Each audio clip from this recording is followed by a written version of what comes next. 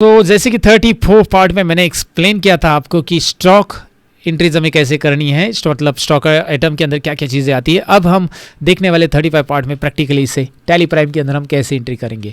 तो यहाँ पे आपके सामने एक टेबल आ रहा है जिसमें आपको आइटम नेम यानी स्टॉक आइटम नाम दिख रहा है, आपको कैटेगरी नेम जैसे कि कंपनी का नाम, यहाँ पे दोनों भी हार्ड डिस्क मैंने सीगेट की लिए, आप अलग अलग कंपनी ले सकते हैं। ग्रुप तो हार्ड डिस्क ही रहेगा दोनों का।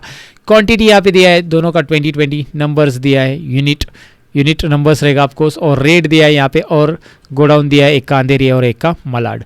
तो ये हमें यहाँ पे एंट्री करनी है स्टॉक आइटम की। ऐसे आपके पास ढेर सारी लिस्ट ऑफ स्टॉक आइटम हो सकते हैं, फिलहाल एग्जांपल के लिए हम 2 ले रहे हैं और यहाँ पे इसकी एंट्री पास करके हम देखेंगे कि टैली के अंदर कैसे पास करना है। तो चलिए, टैली प्राइम को मैंने ऑलरेडी स्टार्ट करके रखा है जो कि आपके सामने यहाँ पे ओपन है।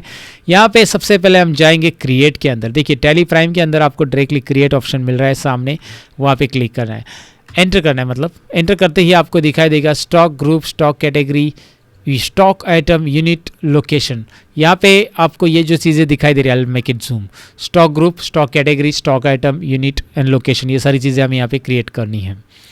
तो सबसे पहले मैं आपको बताऊंगा कि ये सारी चीज़ें आप स्टॉक आइटम के अंदर भी बना सकते हैं, लेकिन आप इंडिविजुअल बनाना चाहते हो तो आप यहाँ से डायरेक्टली इंडिविजुअल बना सकते हैं। ये स्टॉक आइटम के अंदर आप एंटर करते हो तो यहाँ पे जैसे अंडर ग्रुप दिखाई दे रहा है, और यहाँ पे आप आते हो तो स्टॉक आइटम, यहाँ पे मैं एंटर करके दिखाता हूँ। सपोज स्टॉक आइटम का नाम मैंने डाला है 1 TB हार्ड डिस्क, मैं एग्जांपल बता रहा हूँ।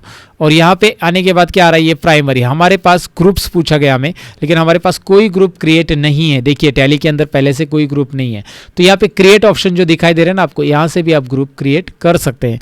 मतलब स्टॉक आइटम बनाते समय भी आप ग्रुप क्रिएट कर सकते हैं। मैंने स्किप किया, बाहर आया मैं, और यहाँ से भी आप ग्रुप क्रिएट कर सकते हैं। तो फिलहाल हम इस पार्ट में इंडिविजुअल क्रिएट करना सीखेंगे, नेक्स्ट पार्ट में चाहिए तो हम स्टॉक आइटम के टाइम पे सीखेंगे। तो पहले ग्रुप बना लेते हैं।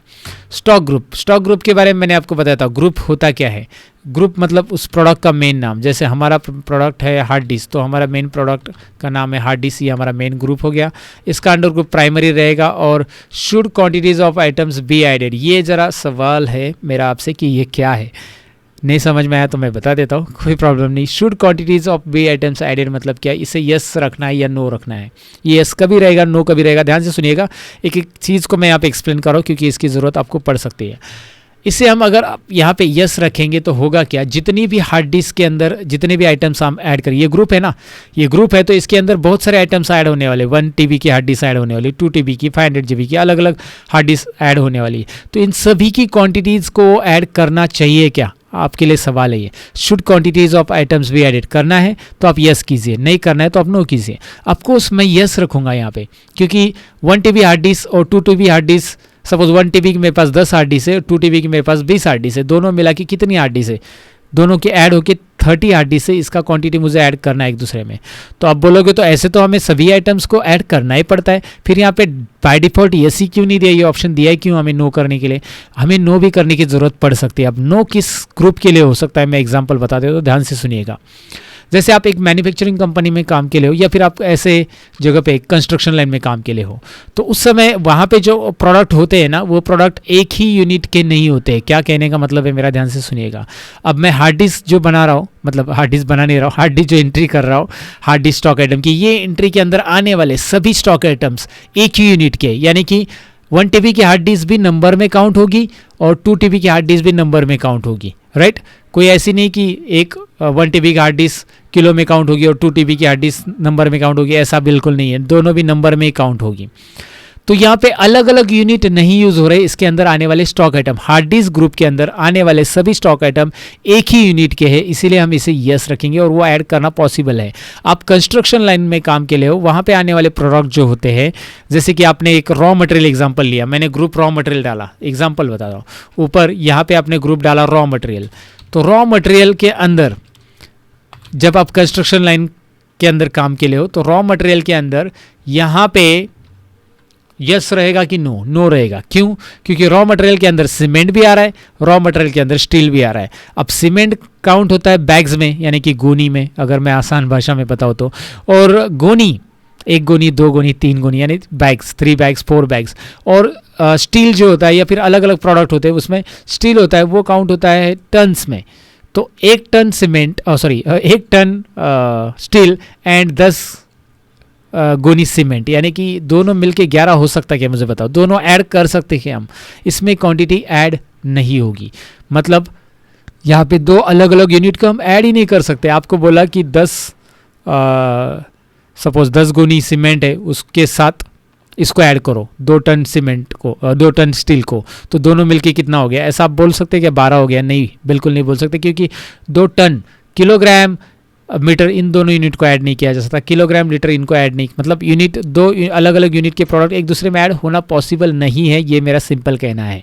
राइट, आपको एग्जांपल इसलिए मैं समझा रहा हूँ क्योंकि 2 अलग अलग यूनिट मैंने यहाँ पे लिए रॉ मटेरियल के अंदर, तो सीमेंट और स्टील लिया, तो दोनों एक दूसरे में ऐड होना पॉसिबल नहीं है, सिंपल है। तो उस टाइम पे हमें शुड क्वांटिटीज ऑफ आइटम्स भी एडेड, इसके जितने भी आइटम है रॉ मटेरियल के वो ऐड करने हैं क्या? नो, उस टाइम पे नो रहेगा। लेकिन फिलहाल के लिए हम जो प्रोडक्ट ले रहे वो प्रोडक्ट है हार्ड डिस्क, उसका मेन ग्रुप हार्ड डिस्क है, सो हम क्या करेंगे, हार्ड डिस्क के अंदर इसे यस रखेंगे। अब डेफिनेटली आपको ये समझा होगा इसे यस क्यों रखना है। देखिए, हर एक चीज़ को मैं एक्सप्लेन कर रहा हूँ ताकि जब कभी भी आप टैली में काम कर रहे हो और आपको ऐसे एग्जाम्पल आए जहाँ पे आपके पास ऐसे ग्रुप है जहाँ पे अलग अलग यूनिट के प्रोडक्ट ऐड हो रहे हैं, तब आप इसे नो रखिएगा। फिलहाल हार्ड डिस्क के लिए यस रखा, ग्रुप बना दिया। ग्रुप कैसे बनाना है वो समझ लिया आपने, एक एक पार्ट को हम समझ रहे हैं। इसके बाद कैटेगरी, ये ऑप्शन हम क्रिएट करेंगे। कैटेगरी पे एंटर करो, एक छोटा सा डायलॉग बॉक्स आ रहा है, इसमें कोई दिक्कत नहीं है आपको बनाने के लिए। सीगेट है, आपके पास 2-3 हार्ड डिस्क, सैमसंग की हार्ड डिस्क है तो आप वो भी यहाँ पे डाल सकते हैं। सीगेट, शायद मैंने स्पेलिंग करेक्ट लिखा होगा, लेकिन एनीवे उससे कुछ लेना देना नहीं, हमें बस प्रोडक्ट के कैटेगरी का नाम ऐड करना है। सैमसंग, आप WD, वेस्टर्न डिजिटल भी ऐड कर सकते हैं। तो चलिए, हमने कैटेगरी भी बनाना सीख लिया। हम स्टॉक आइटम अभी नहीं बना रहे, हम यूनिट बनाना सीखेंगे इसमें। अब मैं यूनिट पे एंटर कर रहा हूँ। Now you can check it out कि मेरे पास यूनिट का स्क्रीन आ चुका है और इसे हम समझेंगे। यहाँ पे यूनिट में यहाँ पे 2 टाइप के यूनिट रहते हैं। अगर आप बैक स्पेस करेंगे तो सिंपल एंड कंपाउंड, हम इसे आगे सीखेंगे सिंपल एंड कंपाउंड क्या होता है। फिलहाल हम सिंपल यूनिट बना रहे हैं और इसमें मैं टाइप कर रहा हूँ नंबर्स। अभी जो प्रोडक्ट हमने लिया है इसके लिए यूनिट डिसाइड हमें करना ज़रूरी है, और टैली आपको बताता है कि उसका सिंबल क्या होगा और फॉर्मल नेम क्या होगा, वो आप लिखो, और उसको नंबर ऑफ डेसिमल प्लेसेस कितने देने वो भी आप लिखो। अब देखिए, सिंबल होगा इसका नंबर्स, NOS, नंबर्स का सिंबल NOS। किलोग्राम का क्या होता है, KGS। अगर मुझे किलोग्राम ऐड करना होता है तो मैं ऊपर KGS लिख देता किलोग्राम के लिए, और नीचे किलोग्राम फॉर्मल नेम लिख देता, इस तरह से।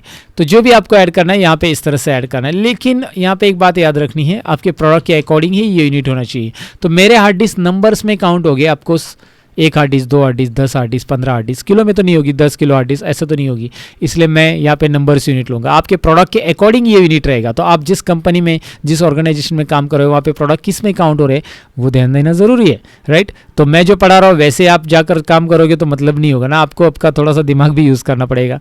सेंस बोलते ना, उसको यूज़ करना पड़ेगा गाइज।